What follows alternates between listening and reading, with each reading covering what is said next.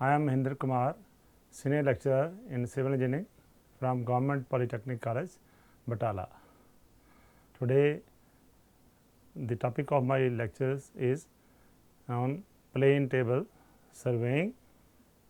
We will study in detail about the very important topic of surveying. I have discussed with you in the very first chapter that survey is being classified on the basis of instrument we use. So, when we use plane table as an instrument, the survey is called as plane table survey, and this is very important topic of survey. So, this instrument is quite useful and very fast in doing the survey in the field. So, plane table surveying is also called as plane tabling. It is also known as plane tabling. It is a method of surveying in which field work and office work are done simultaneously. This is very important. We do field work and office work simultaneously or at the same time on the plane table. The field observations are taken and recorded side by side, that is on the same time on a sheet of paper which is fixed upon the plane table board, and the map of the area is obtained. At the same time, the use of field work which we use in chain survey etc., it is altogether eliminated in the plane table surveying. That is, we do not use any field book in this method of plane table survey. So, plane table survey is most suitable for the survey of details between stations which have already been fixed by theodolite or any other accurate method of surveying. So, this is most suitable for those surveys or those details which has already been fixed by the theodolite or any other accurate method of surveying. It is commonly employed for small and medium scale mapping of comparatively large areas where great accuracy is not the main consideration, such as topographical surveys. So, this is not a very accurate method. So, though it is a rough survey, yet it is quite important for the from the use of point. So, plane table is very important when where speed is required, though it is not that much accurate as other surveys are there. So, what are the advantages and disadvantages of plane table surveying? So, in the plane table survey, we mostly use plane table as an instrument, and a tape or a chain is used for measuring distances. So, what are various advantages of plane table survey? So, first one is it is one of the most rapid method of surveying, that is, we do survey very fastly with the use of plane table instrument. So, second is field notes are not required, and thus the possibility of mistakes in booking or noting down into the field book is altogether eliminated. So, in the plane table survey, we do not enter any field notes into the field book. So, there is no chance of mistakes in booking the field book. So, third is measuring of lines and angle is mostly dispensed with, that is, we do not measure any lines and angles with, since they are obtained graphically, that is, we record the lines and angles of between various lines graphically. So, these angles are not measured altogether in the plane table survey. Since the map is plotted in the field, there is no chance of omitting necessary measurements, that is, we compare the objects in the field with the map or plan which we have plotted side by side, and we can check it whether any object has been left or not. So, there is no chance of omitting any necessary measurements. So, next important advantage is the surveyor is fully confident about the true representation of the area, since he can always compare his work with the actual features on the ground and cannot therefore overlook any essential detail. I have just talked to you on this topic, that is we can compare the objects with the objects plotted on the sheet of the paper. So, there are no chances of omitting any detail or any important object. Next is the surveyor can check the accuracy of the work more frequently and from any position he may desire. That is, we can check the accuracy of the work anytime, thus eliminating all errors on the spot. So, in this way we can eliminate any error which can crept in the plane table survey anytime. So, we can check the errors anytime. Next advantage is it is particularly suitable for filling in details in hilly areas, that is where more details are required, and in magnetic area, that is where there are sources of magnetism are there. In those areas it is quite useful where chain and compass surveys are not suitable, that is we cannot use chain being made up of iron, steel, and compass being attracted by magnetic objects. So, we cannot use chain and compass in that areas, and there we can use the plane table survey. Contours and other irregular objects may be accurately represented on the map, since the tract is in the view. So, we can plot contours and any other irregular objects, so we can see them and we can plot on the plane table. So, it is less costly than theodolite survey. So, this is as it is very fast. So, it is less costly, no great skill is required. So, once we learn how to use the plane table, it is not, there is no great skill required in making a satisfactory map, and the work can be entrusted even to a subordinate. That is, we can give our work to do the plane table survey to our subordinate also after some practice. So, there are some disadvantages also. So, first is it is unsuitable, that is it cannot be used for work in wet climate where rain is there, and it is difficult in high wind. When wind is blowing very fast or when raining is there, we cannot use plane table survey. Second is it is not suitable for surveying a densely wooded area where number of trees etc., or jungle is there. So, in that area we cannot measure any line or object. So, that is practically impossible. So, it is not suitable for surveying a densely wooded area. Third is it is not suitable for large scale surveys and accurate work. So, where large scale surveys are there or we have to do the accurate work, then there also we cannot use plane table survey. Next is the instrument is heavy and cumbersome, and the various accessories, it has a number of accessories. You will see the accessories accompanied by a plane table survey very soon. So, these accessories being loose are likely to be lost, that is it has got number of accessories with it. So, there are chances that these accessories can be lost. So, next disadvantage is the absence of field notes is sometimes inconvenient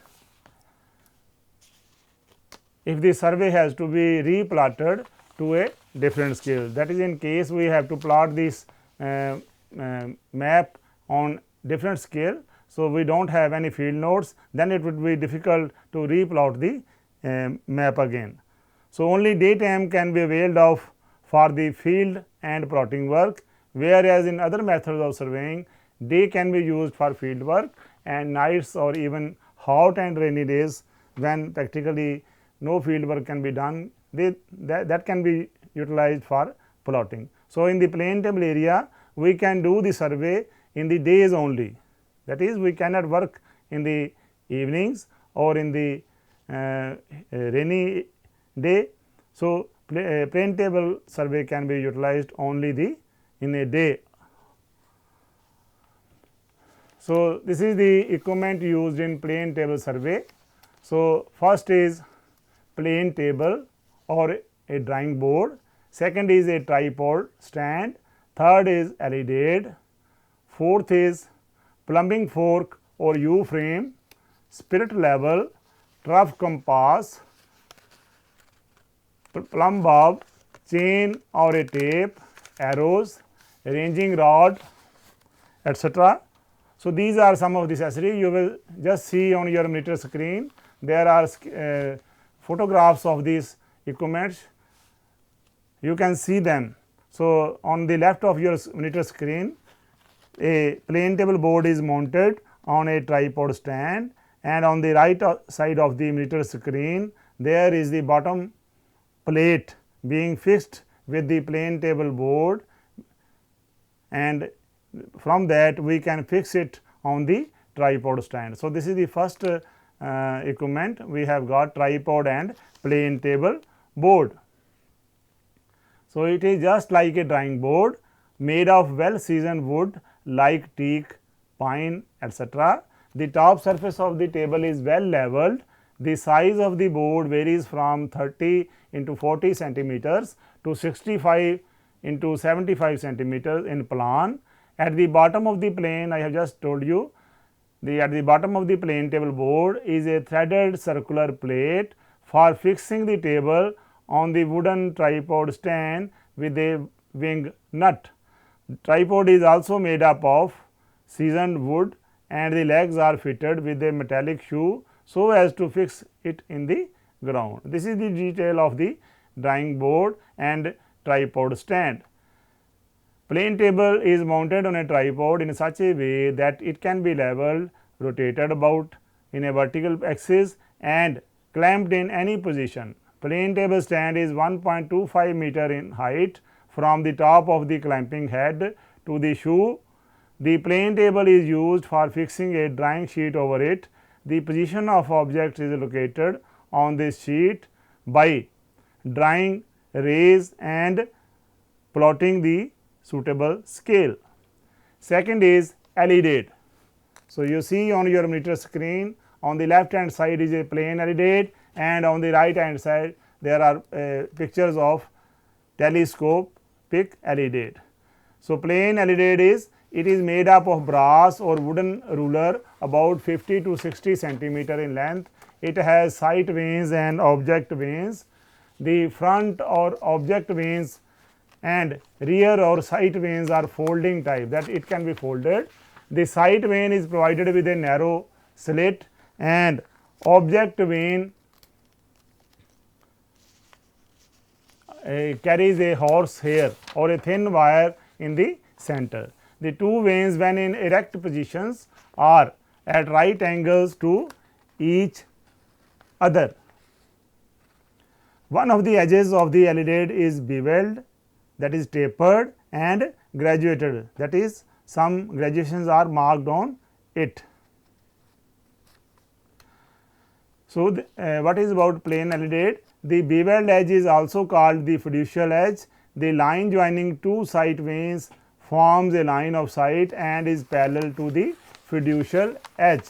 It is used for sighting the object and drawing the rays towards the object. A small circular bubble tube is sometimes attached to the alidade for leveling the table. Then is the telescopic alidade. This type of alidade is used when it is required to take inclined sights. The accuracy and range of sights are increased by its use. The telescopic alidade has a telescope for sighting the object instead of two vanes, as in case of a plane alidade. The telescope is placed parallel to the fiducial edge. The telescope is capable of motion in vertical plane and has a graduated vertical circle to measure angles in vertical plane. It is provided with stadia hairs. The horizontal distance between the instrument and point sighted can be calculated by taking stadia readings on the staff kept at that point. So, next accessory is plumbing fork, or it is also called as a U frame. So, on the monitor screen you can find it on the left hand side, it has been how it is fixed on the board, and on the right side it is a U frame being shown in plan.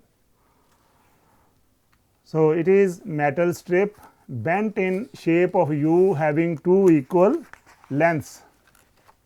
The top arm is pointed and bottom arm carries a hook for suspending a plumb bob. It is used for centering the table over the station occupied by the plane table. It is also used for transferring the ground point to the sheet, so that the plotted point and ground station are in the same vertical line. Next accessory is spirit level. You must have seen during the construction works, these is being carried by the masons. So, it is the same equipment which is also used with the plane table. This is called as spirit level. It is a small metal tube containing a small bubble of spirit. It is used to check the leveling of the plane table while in use. This can be checked by placing the level in two directions at right angles to each other and observing that bubble is in the center position in both the cases. So, spirit level is used to check the leveling part of the plane table. So, this is the trough compass being shown on your monitor screen. On the upper part is the pictorial view of the trough compass, how it is placed in the box, and on the bottom side it is the sketch of the trough compass. So, trough compass, it is a rectangular box made of non-magnetic material. It has a magnetic needle pivoted at the center. At the end of trough compass, graduated scales are attached with 0 at the center. When needle points toward 0, it locates north and south directions. At this position, a line is drawn along the straight edge of the compass, either on the left side or on the right side, to represent the north direction, and for orientation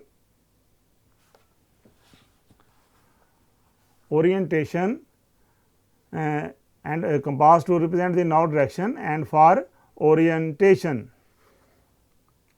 So, these are the some of the plumb bobs, plane table and a tripod stand, and on the right side of your picture it is the section or the broken part of plumb bob, how we can place a thread into the plumb bob, and on extreme left of your monitor screen it is the plumb bobs, number of plumb bobs, it is of various shapes.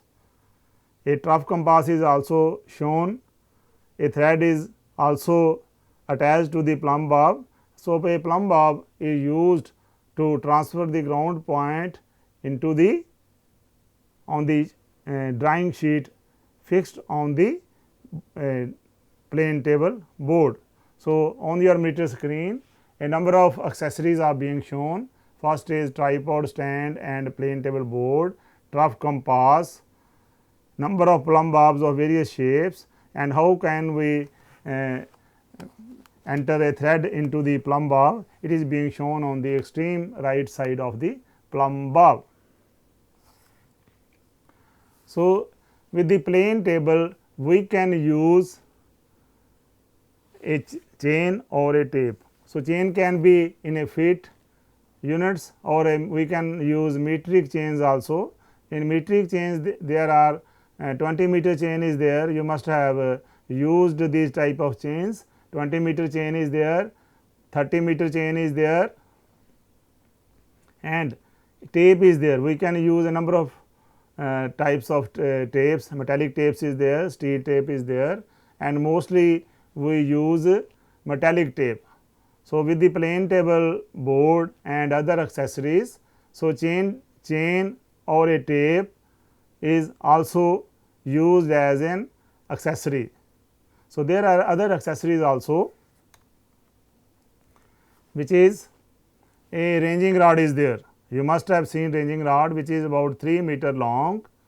It has got alternatively painted red and white or black and white, and these red or black portion which is painted about 20 centimeters in length, it is called as red band or white band. Okay. And total length of the ranging rod is called as, it is about 3 meter long. So, ranging rods are of 2 meter longs are also available. This is a pipe cross section, and ranging rods of wooden cross sections, they are also made up of wood. On the right side of the monitor screen, you can find out a chain is being shown with the number of arrows. An arrow is also there as an accessory, which can be used when the length of a line increases by 1 metric chain, then we can use an arrow. It is about a rod of about 40 centimeter length and 50 diameter. Hook type is there, and an arrow is used after the end of a chain length. So, these 3 accessories are being shown on your monitor screen. On the extreme left side, you can find out a ranging rod which is 3 meter long and having a flag on the top side and a metal shoe at the bottom, by which we can fix the rod or we can drive the rod into the ground itself. So, in the middle you can find out the arrow, picture of arrow, and the picture of arrow is also being shown on the extreme right side of the monitor screen. Arrows are being shown with the bunch of chain. A chain can be metric or non-metric, that is, it can be feet chain or it can be a metric chain, and furthermore in the metric chain it can be a 20 meter chain or a 30 meter chain.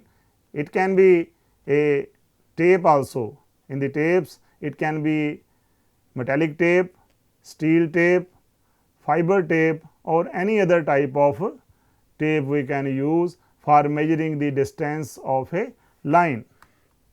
So, these are some of the equipments or accessories which we use generally in the plane table survey. So, apart from these instruments or equipments or accessories, we use canvas covers with the plane tables. In the case of a rain, when the rain comes, we can cover the sheet with those canvas covers, and other number of small accessories are also being supplied by the manufacturers. So, a number of accessories are associated with the plane table survey equipment. So, next topic is setting up of a plane table, which is also called as temporary adjustment of a plane table. Likewise, we do temporary adjustment of a dumpy level and other levels. We can use the temporary adjustment of a level plane table also, which is also called as a setting up of a plane table. That is how we can set a plane table in the field. The setting up of the plane table is also known as temporary adjustment of a plane table, and it includes following 3 operations, that is temporary adjustment of a plane table, or when we set up the plane table, it involves 3 operations. So, first operation is leveling, second is orientation, and third is centering. So, we will study one by one all these 3 operations. For setting up of a plane table in the field, we use 3 operations and we will study one by one. So, first operation is labeling. Place the table over the station point, which is represented by driving a peg into the ground, and spread out the legs to make it level and at a convenient height, preferably not above the elbow. So, it is a very important point, that is the place the table over the station point and spread out the legs to make it level and which will be the height at a convenient height, preferably not above the elbow of the person doing the survey. Then orient and center the table approximately by centering and leveling. So, please note down, in the plane table survey, centering and leveling is done approximately at the same time. So, then orient and center the table approximately by centering and leveling it. The level is done by means of a leveling screw or the ball and socket arrangement, or simply by adjusting the legs. So, we will generally do by adjusting the legs and by leveling the legs. If there is no leveling head with reference to a circular level, or level tube is placed in two positions at right angles to each other, that is, we can move the legs by changing two positions and we can make it approximately level. So, second is after leveling, it is called as orientation. Second operation for setting up of a plane table is orientation. The table is said to be oriented when it is so placed that all the lines on the paper are parallel to the corresponding lines on the ground. I repeat once again, what is orientation? The table is said to be oriented when it is so placed that all the lines on the paper are parallel to the corresponding lines on the ground. This is necessary when more than one stations have to be occupied by the table, as otherwise the board would not be kept parallel to itself at the various stations, and the effect would be similar to using a different meridian at each station. So, to keep the same meridian at every stations, orientation is necessary. There are two methods of orienting the table, namely, which are two methods? First is by the use of magnetic needle and second is by back sighting. So, orientation is also possible by solving 2-point problem and 3-point problem, which we will study later on. So, first method is orientation by magnetic needle. To orient the table at any station other than the first station, place the trough compass along the line representing the meridian drawn already on the paper at first station. That is, we at the very first station we draw a north line. So, place the trough compass along that line and then turn the table until the ends of needle are opposite to zeros of the scale or points towards north south direction, as already have been discussed. When we place the trough compass on the board on the 0 side, it points towards north and south direction. Then clamp table in position. This is a quick method of orientation, that is orientation by magnetic needle. This is a very quick method of orientation, but it is unsuitable in the areas affected by local attraction, means when where there are sources of magnetism or the sources which attracts the needle of the magnet. In those areas, this method cannot be applied. Second method is orientation by back sighting. Suppose the table is to be set over a station B represented on the paper by a point B1, which has been plotted by means of line AB drawn from previous station A as shown in the figure. The orientation consists in bringing B A on the paper over capital B A on the ground. The edge of the leaded is therefore placed along B A and the table is turned until the point A is bisected by the line of sight. Then clamp the table in the position. This is accurate of the two methods and it should be preferred. So, this is the